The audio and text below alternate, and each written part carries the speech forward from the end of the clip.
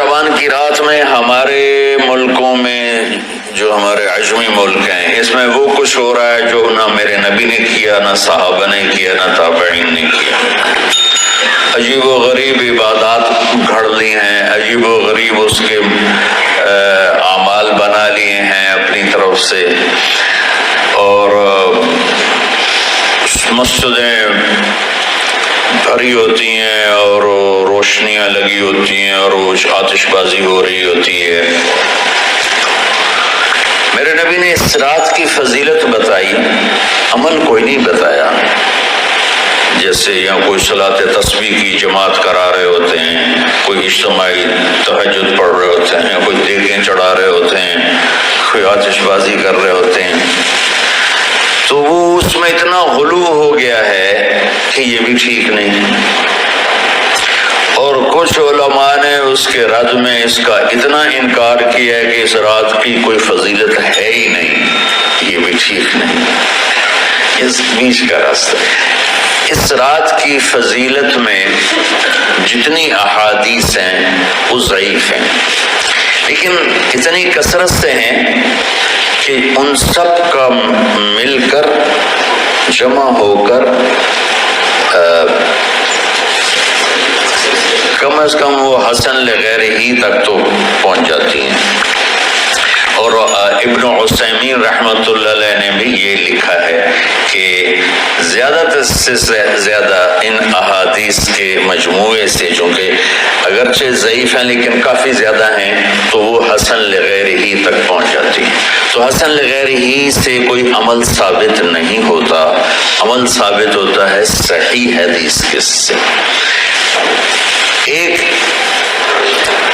حدیث کی کثرت سے روایات اور ایک امت کا عمل، کہ امت کا بہت بڑا طبقہ صدیوں سے اس رات کا اہتمام کر رہا ہے، لیکن کچھ عرصہ پہلے تک اہتمام تھا دن میں روزہ رکھنا، رات کو کوئی نوافل پڑھ لینا، کوئی دو چار زیادہ پڑھ لینا، لیکن اب یہ ڈھول تماشے جو اب شروع ہوا ہے اس کا تو کوئی وجود ہی کوئی نہیں ہے۔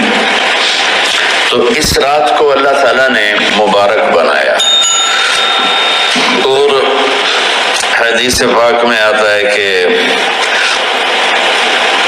اللہ تعالیٰ اس رات میں ساری دنیا کے لوگوں کی بخشش فرماتا ہے سوائے 5 آدمیوں کے، 5 کے سوا سب اہل ایمان کی بخشش ہو جاتی۔ مشرک، المشرک، پہلا مشرک، دوسرا مشاحن، مشاحن کسے کہتے ہیں؟ دل میں بغض رکھنے والا، کینہ رکھنے والا۔ تیسرا مسبل ازارہ، اپنے پاجامے شلوار چادر کو ٹخنوں سے نیچے تک لے جانے والا، لیکن ایک شرط کے ساتھ کہ وہ تکبر کی وجہ سے ہو، سستی کی وجہ سے ہے، غفلت کی وجہ سے ہے۔ چونکہ جب آپ نے ایک مرتبہ اس کے بارے میں بات کی تو حضرت ابوبکر صدیق نے کہا یا رسول اللہ، میری چادر، عرب چادر باندھتے تھے جیسے ہمارے پنجاب کا لباس چادر تھا، اب وہ کم ہو گیا۔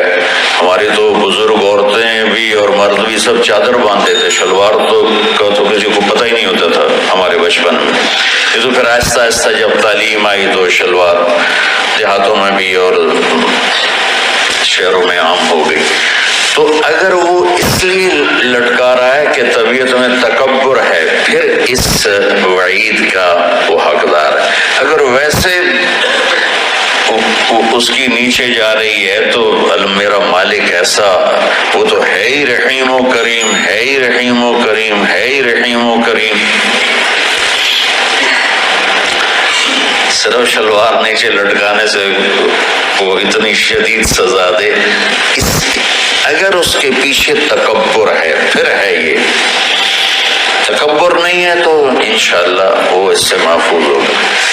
تو اپنی چادر کو لٹکانے والا، لیکن بشرط تکبر۔ کتنے ہو گئے؟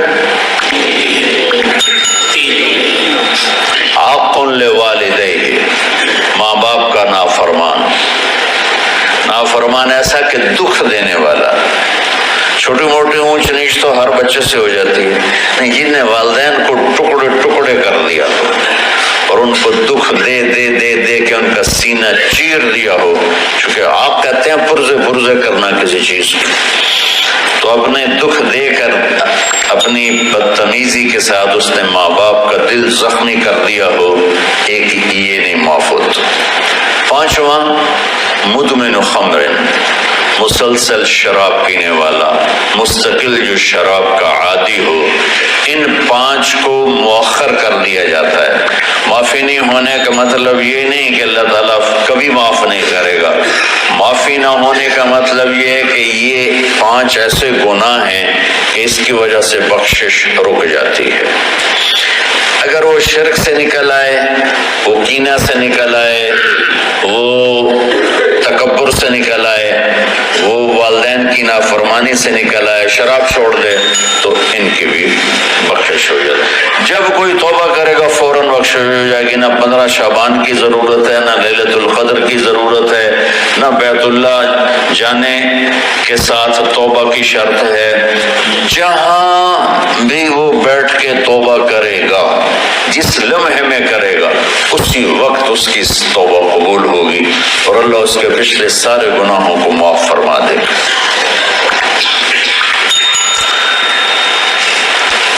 دن کا روزہ، رات کا قیام، زیادہ زیادہ قیام سے مراد نوافل ہیں. کوئی گھر میں پڑھ لے، کوئی مسجد میں پڑھ لے. نوافل نفلی عبادات گھر میں ہی افضل ہوتی ہیں.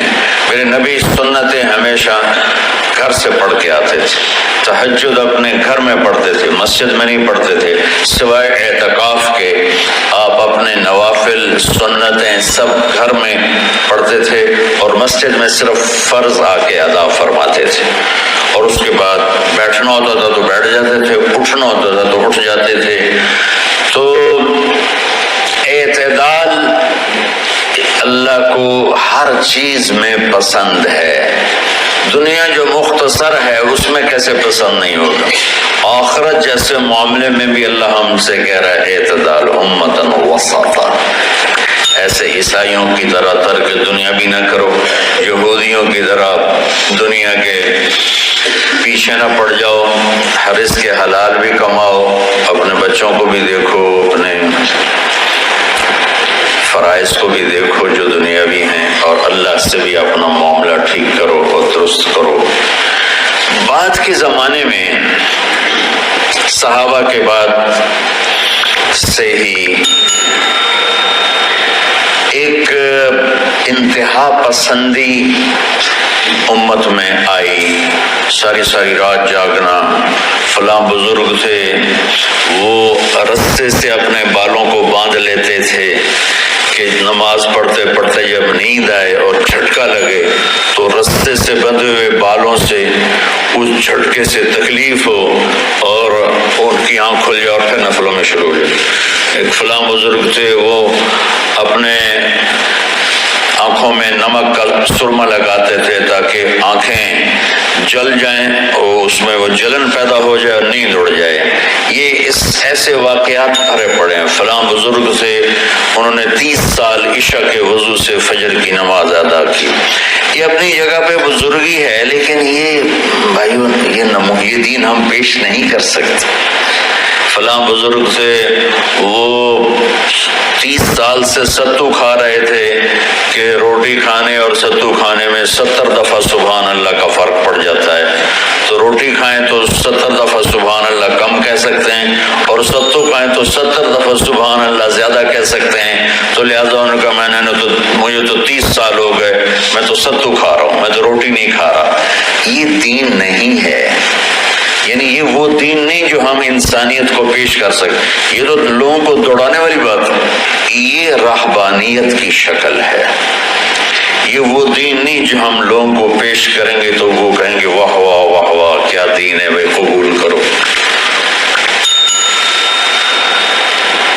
یہ ایک قسم کا غلو آیا. میں ایک ایک حدیث سناتا ہوں، بخاری شریف میں بھی ہے، مجھے اب ہر شے بھول گئی، لیکن وہ ہے نہی الغلو، اس طرح کر کے آپ لوگ زیادہ جانتے ہوں گے جو پڑھ رہے ہیں، کہ غلو سے نہیں۔ حدیث آپ کو سب کو یاد ہوگی کہ 3 صحابہ آئے اللہ کے نبی کے گھر اور پوچھا کہ اللہ کے نبی رات کیسے گزارتے ہیں؟ تو گھر والوں نے کہا سوتے بھی ہیں، جاگتے بھی ہیں، کھاتے بھی ہیں۔ تو وہ تینوں آپس میں کہنے لگے وہ تو نبی ہیں، سوئیں بھی تو کوئی بات نہیں، اور شادی ہے کوئی بات نہیں، ہم تو نبی نہیں، ہمیں تو کچھ کرنا چاہیے۔ ایک نے کہا کہ میں ساری زندگی روزہ نہیں چھوڑوں گا، ایک نے کہا کہ میں ساری زندگی سوؤں گا نہیں، ایک نے کہا میں ساری زندگی شادی نہیں کروں گا۔